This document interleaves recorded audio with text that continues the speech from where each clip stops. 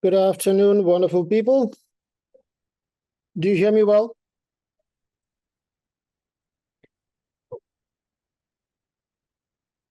I really hope so. Please give me a sign before we go any further. Okay, thank you. So we're going to explore psychologically one of my favorite interesting topic, and that's how we can build habits. Even though I don't know you and you don't know me, but I'm quite sure that you might have struggled in building up some habits or giving up on some habits. And how the old saying goes, it's we are all made of the habits. First we make habits, and then the habit is what that makes us. This is, I don't know who that wise man is, but he said this, and I deeply believe that this is how our life gets structured. And what I plan to do today, because it's a quite short time and we cannot really go intensely deep into the subject, but I'd like to share my knowledge from yogic background, and mostly from the psychology and the psychobiological relationship on how our inner system functions and helps us to reprogram, restructure our nervous system to build what we wish to build and to give up those patterns and habits that are not functional. So before we go any further, are you with me? Does it feels anything that you connect with, that you can resonate with this?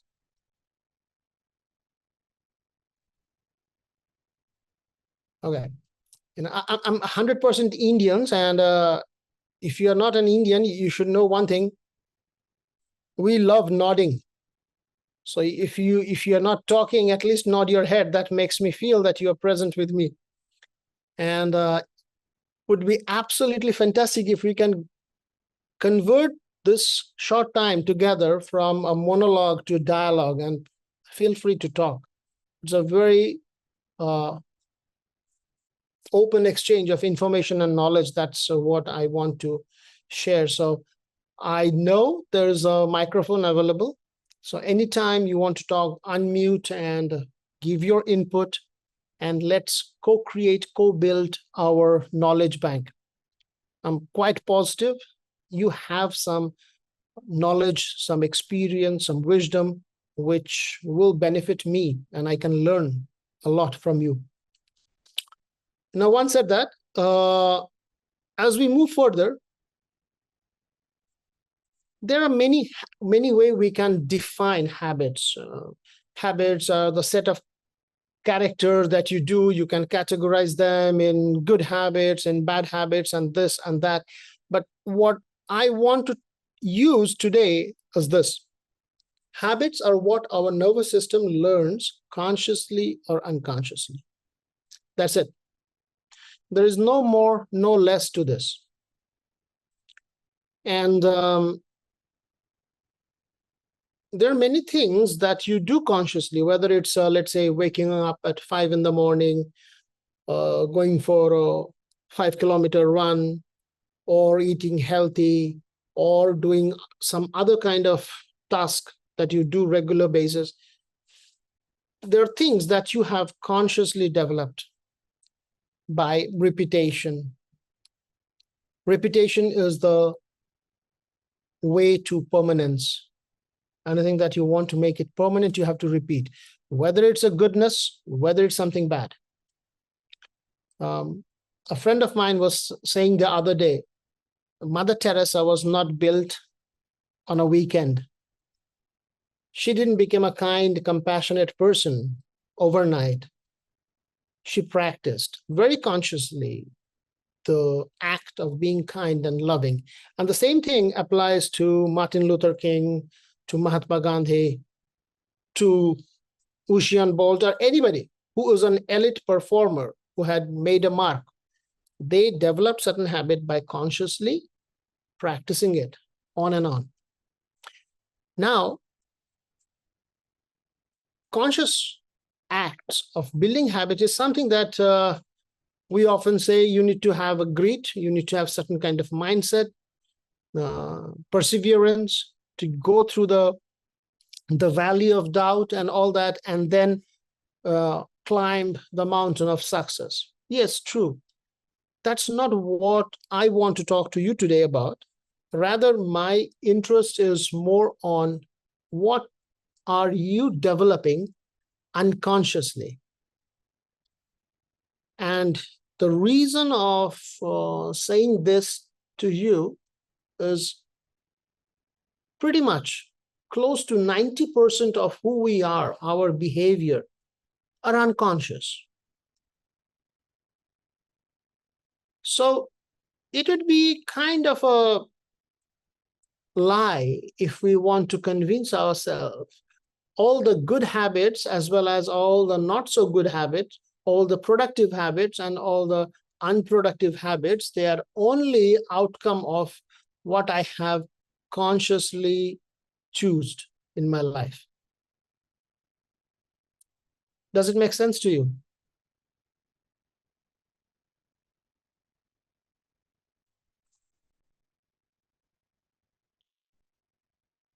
I don't see any nod, so I would take that silence as a yes. So my point, there's a question. So can a kind soul pass on the microphone for those of you who are present there? Can you tell me, if you feel safe enough, can you tell me what have you learned consciously that you do on a repetitive manner? Could be your morning yoga, could be anything else. And what do you also do repetitively, but that you have just picked it up without any conscious effort? What have you learned unconsciously? Yes, if I can add. Yes, please. Good to see you, sir. I can add it? Yes, please. Okay. So consciously, what I have learned to make my bed when I get up in the morning. And that is what I'm doing for last, I think, more than 30 years.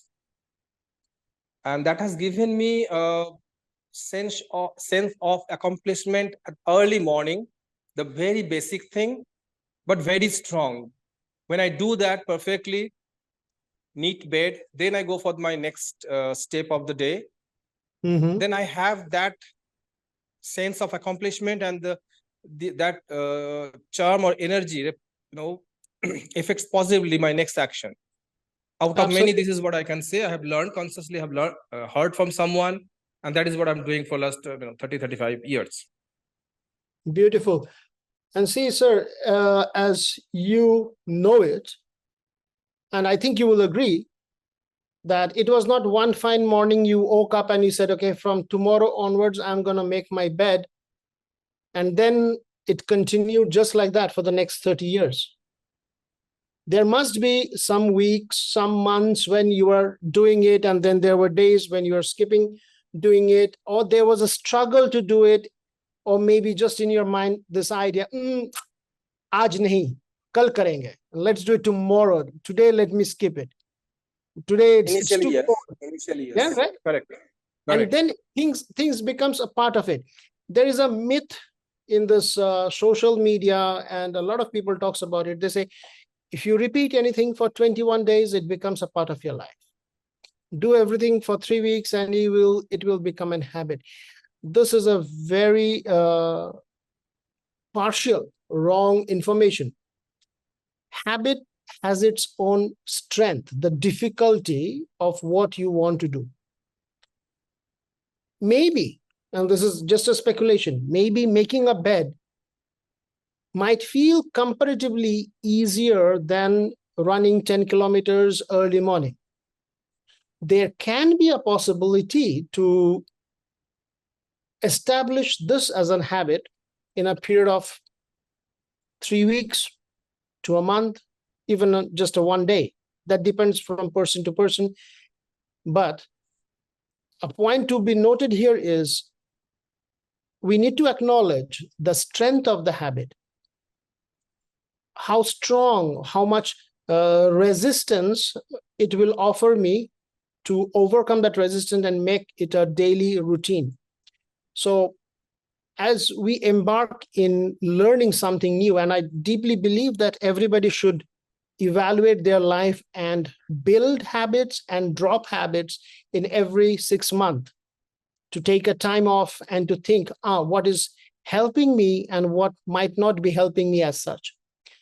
Now, as the research says, a habit can take between 18 to 254 days to build a habit. And they have run a research on this. The habit on which they had run this research is after dinner, who could take an evening walk to enhance the digestion. We know this, after lunch, rest a while, after dinner, walk a mile. So that was the practice, was recommended to go for a walk, a small stroll, post-lunch, post-dinner. And they found people from different age group took it as between 18 to 254 days to develop it as a habit.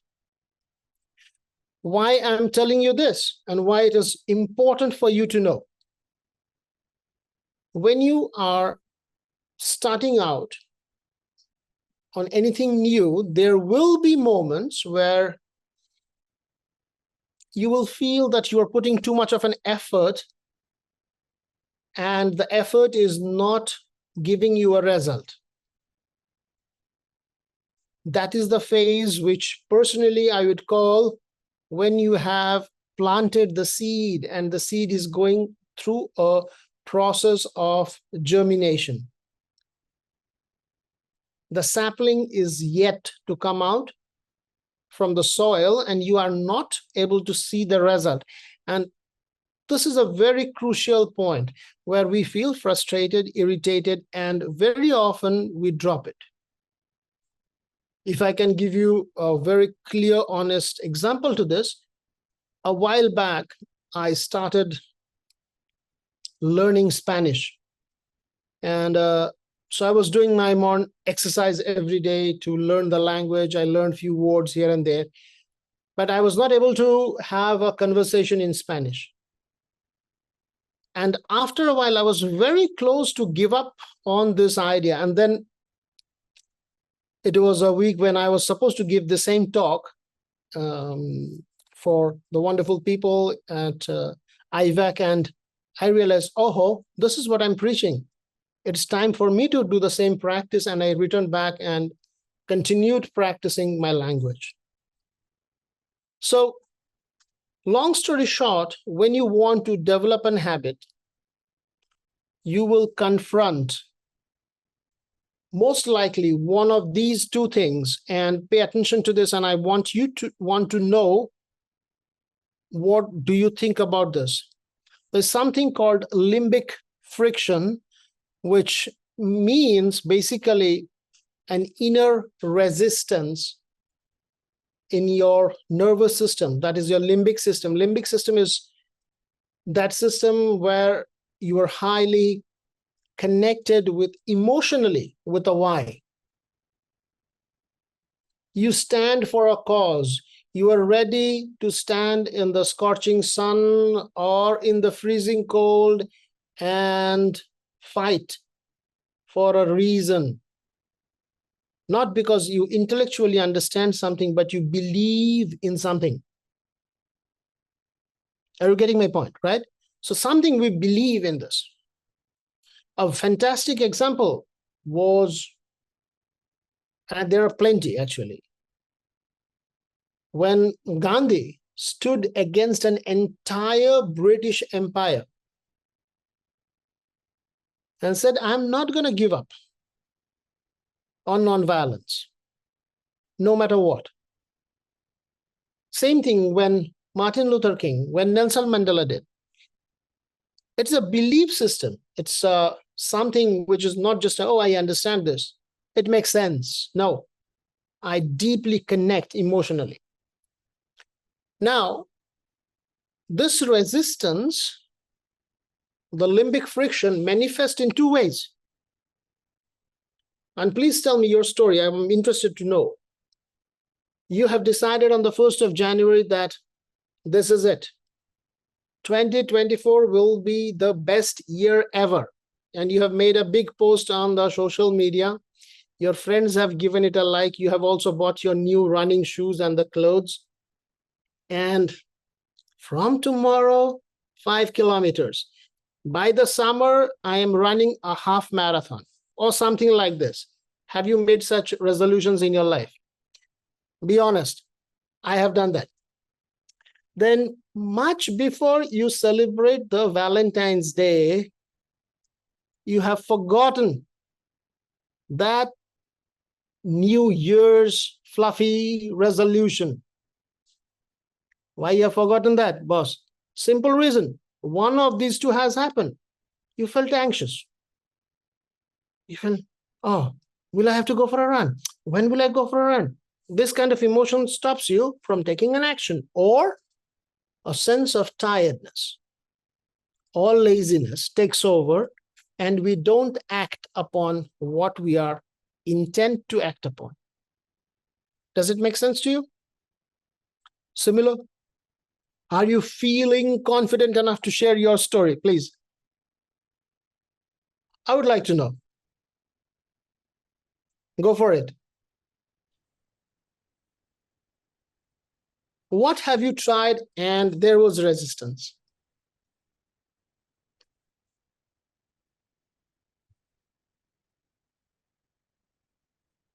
By the way, you're on mute if anybody's talking. Jim, tell me more. How often I have decided that I'm going to build up a big bicep, and after 2 weeks, I have dropped the idea. So what's your story, my friends?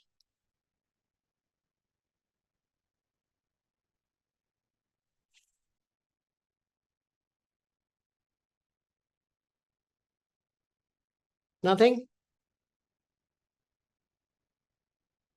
Okay. Basically just work. Yeah. So we go through this stage of resistance. Now, you might not feel comfortable, and I can totally get that. Feeling that, oh, I should open my mouth and talk about this right now. But mentally, take a note right now. What are those things I feel resistant to? I want to do. I know it is going to do good.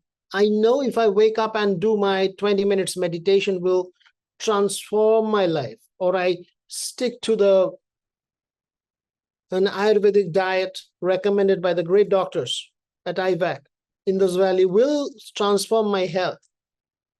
But something happens and I don't do it. Take a note and note that there is a strength in those limbic friction. They're strong. The resistance is so strong that you are not able to practice what you intend to practice. Yeah. It is not happening in a rational level. It's not your mind saying, oh, not today. This is the psychobiology. This is your nervous system creating an environment where you're not able to act upon. So what shall we do is we have to identify how can we reduce the limbic friction. And for that to happen, I would suggest you to develop linchpin habits. Do you know what is a linchpin? This is yes, this is no. All right. Everybody stays still. Nobody says yes or no. So I'll take the advantage and I will walk you through what's a linchpin. There are this hand grenades. This is this bomb. You have to take the pin out and then you throw it. Then it will explode. So that pin is known as the linchpin, which triggers the explosion. So in our habits, we have a pin that will initiate the habit, which we can call in an Indian culture with the yogic psychology, we have a beautiful word, and that word is samaskaras. Now, if you have an Indian background and somebody is excelling in their life and they do good, they're a good human being, have a good behavior, what do you say? Oh, that person, he has a good samaskaras. He comes from a family with good sanskar, right? Samaskaras are what? Samaskaras are unconsciously absorbed micro habits. Or we can go back and use this word. The nervous system has learned unconsciously to repeat some actions. And that is what helps in building the samaskaras, which is in English word of samaskaras, the closest word is the word archetypes. Once you have those positive archetypes, then it is easier to develop a new habit. Now, there is also something that you should know. Linchpins are those habits which are the memories, which triggers that if I do this or that, it will help me to execute the habit better. Let me give you an example.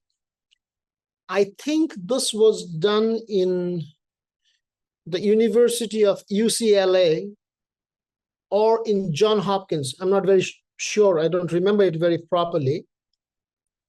They have tasted, sorry, it was in the Johns Hopkins actually, Johns Hopkins Medical University. They had in their canteen initially, where you buy the food, next to it there was this fridge with all the soda cans, this Pepsi, Cola, and stuff like that. And a little far, there was another fridge which was having the water bottles.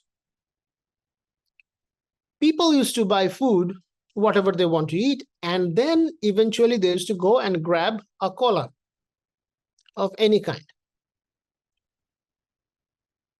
And they said, let's do an experiment to check if we can help people to increase water consumption.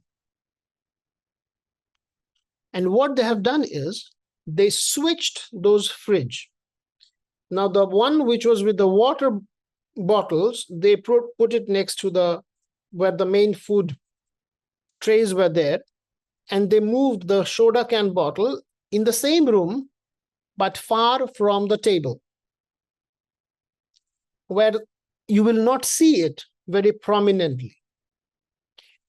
And they have noticed a distinct amount of increase in water consumption. So will you think, or will you mistakenly think that all of a sudden hundreds of people realize drinking water is better than drinking cola, and they started drinking water more? Of course not. Then why were they having the water? Because of this linchpin habit, because they had a reminder, unconscious reminder. It was visibility. Now, if you want to eat more of salads and vegan or vegetarian food, just an example, okay? And you end up going out with your friends in a steakhouse, and you see all your friends are ordering all the kebabs and all the grilled meat, what is your probability to opt for a salad? Substantially less, because human beings are very tribal. We learn from our good friends. we also learn from our friends who doesn't have good habits, because we want to feel tribal, we want to feel accepted. So just some suggestion: if you want to develop a morning running habit, go to the social media. In your neighborhood, if you know there are 5 people who goes to run and they have a Facebook group or a WhatsApp group or whatever it is, log in there, become a part of it. If you want to become a practitioner of yoga, check a yoga community and be a part of it. Just read their post.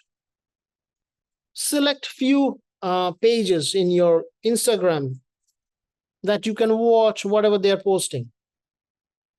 Subscribe to some podcast which talks the subject that you want to develop. And then every evening before you go to sleep, make sure you put your running shoes or the yoga mat and your yoga clothes in such a way that when you wake up, you know that they're there, they're visible. And what will happen? In some time, your unconscious behavior will say, let me put that clothes on. Let me be on the yoga mat. Let me do something this way or that way. And you will develop the habit in a much smoother way. You know, I have a very good friend and I admire him a lot. Some months back, he taught me a very important lesson. And he said, before you do correction, there has to be connection. You have to connect with yourself first before you can correct yourself. We are interested only in correction. We are interested in, I want to let go of the habit of smoking or binge eating or drinking or whatnot.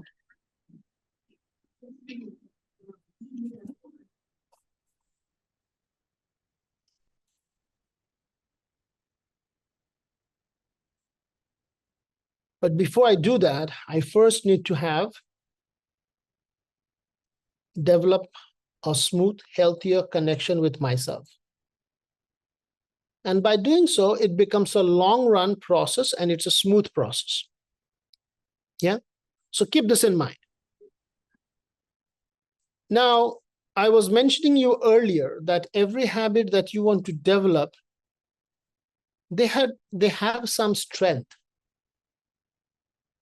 Making your bed might take X duration of days, but running a marathon can take an X plus 1 or 10X duration. Same applies to the habits. Certain habits are easier to form. Certain habits are more hard to make soluble in our life. Now, if we can understand the concept of habit strength, it will be way much easier for you to understand the habit I'm building. How to program it, how to program your mind, your behavior, how to change your biology so it becomes easier on yourself. And give me a moment so that I can give you the example of what I mean. First thing is a context-dependent habit. This is pretty much all the habits, they go from this stage. This is the beginning point. And I'll give you an example of what is a context-dependent habit. You want to eat healthy. Okay? You want to eat healthy. You want to eat salads. You want to eat lentils. You want to have not too oily food, healthy food. What will be a context-dependent situation? Now, you go to the restaurant here in Indus Valley, and there's a wide, good spread of freshly produced, healthy, nourishing food. You enter, you smell the food, you like how they look, and you put on your plate healthy stuff and you eat. And most likely you are here in Ayurveda, Indus Valley Ayurvedic Center for 10 days, 15 days, or even longer. So you continue to have this good, nourishing food every single meal. You're happy about it. But then you leave Indus Valley and you go back to your country, whether it's Spain or Mexico or Nagpur, Mumbai, doesn't matter. You leave your home. And now what happens? You have more choices. Today you can eat maybe some kebabs and grilled food, or you can still eat the vegetarian healthy food or something like that.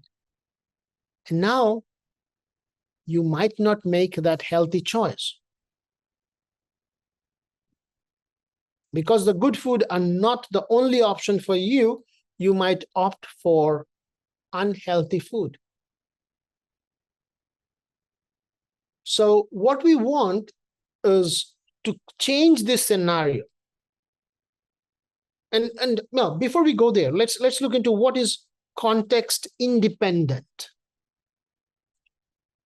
The best example that I can think of right now is, have you brushed your teeth this morning? Not really. You skipped it. You brushed your teeth. Come on, this is such a lame question, Avi. Why? Yeah, you brushed your teeth. Now, have you brushed your teeth just because you are in Indus Valley? And you decided, let my mouth not smell, so I will brush my teeth today. Not really, hopefully, not really. You will do this, whether you are in your home, whether you are in Indus Valley, whether you are camping on top of a mountain, you will wake up and you will wash your mouth.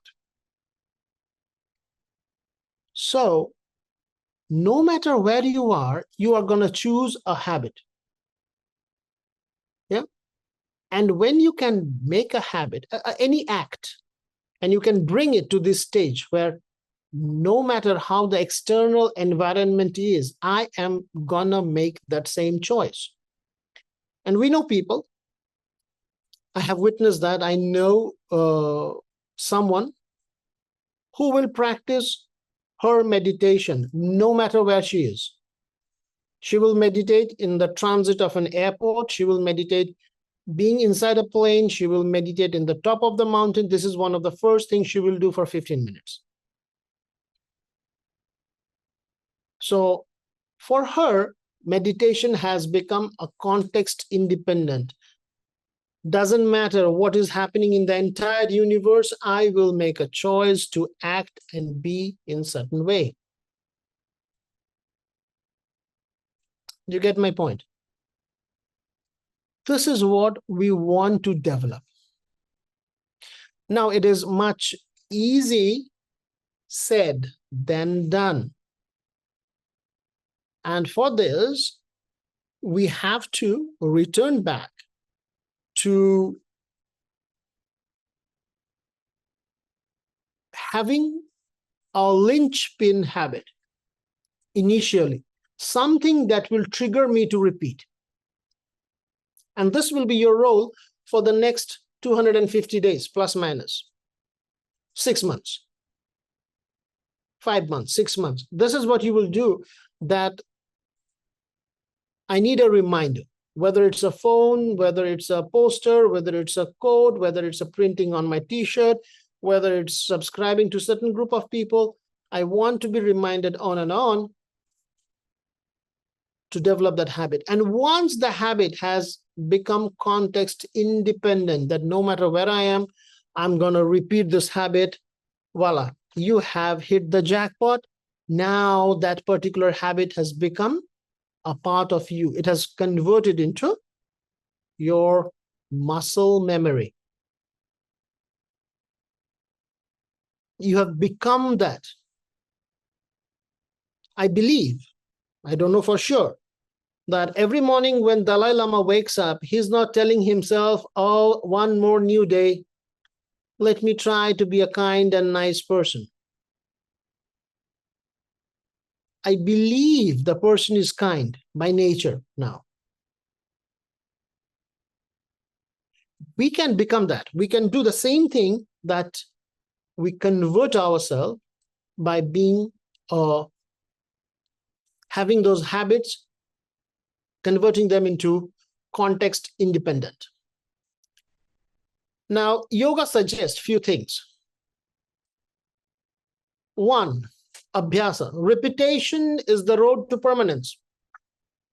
Now, there's a beautiful thing to remember. You might like to have the whole pizza, the whole pie, but it is advised to put small bites, one at a time. And there's a Sanskrit word, some of you might know this, which is known as anushashanam. The English translation is discipline. But the Sanskrit word anushashanam has a great depth in itself. Anu means molecule, something really small, micro, minute. Shashanam means on what you have developed control. What it means is, if you want to build something new, something profound, just take small, micro, baby steps. Tomorrow, if you want to decide eat healthy and you have a wrong eating habits, one simple thing you can do is, instead of giving away on the not so positive foods, you start having a piece of fruit, a portion of salad, a glass of buttermilk. And maybe you reduce, instead of having one huge mug of a beer or an alcohol or a cola, start pouring the same thing in a smaller glass. You're getting my point? Instead of saying that, oh, not from tomorrow, no more that for the rest of my life. It's a recipe for failure. So take a micro, mini, progressive step, and it will become easier. Second thing that I'm sure your yoga teacher out there has told you several times during the yoga nidra practice, and how you can program your mind, Shankalpa. Why I cannot go? 1 second, please. Told you Shankalpa. Shankalpa means intention. You program your subconscious mind. Subconscious controls your conscious mind. It's your unconsciousness that controls your subconscious mind. So your unconscious mind is the CEO of your life. Subconscious mind is the supervisor. And the conscious mind is the labor who works, the workforce. Deciding power is more there in the unconscious mind. But by definition, unconscious is unconscious. How will I get hold of it? I haven't seen it. I don't know where it is. But your subconscious mind is partially accessible. And it is accessible during meditation. So before you start your yoga, and certain moment in meditation, your teacher tells you, now think of a positive thought. Remind yourself something good, nourishing, healthy. And you do that. And then the supervisor influences the neural behavior to act differently. So subconscious helps you to program the conscious behavior. So Shankalpa, the intention, repetition of intention, visualization of intention comes as a very healthy tool. Next, Saucha. Saucha means in Sanskrit cleanliness. You can mop your house, you can do your bed, you can take periodic shower, it's good. But clean your mind. I repeat, clean your mind. Your mind should have space to contain new things. And if you can do that, I guarantee you that these principles will help you to have better habits, and you will be able to develop habits. I work as a psychologist. I work with some of the really elite professionals. And this is what the quality that defines people, common people, from an elite professionals, is that they know how to develop habits. And with this, I thank you for your time. If you have any questions, I can take that for the next couple of minutes. Thank you.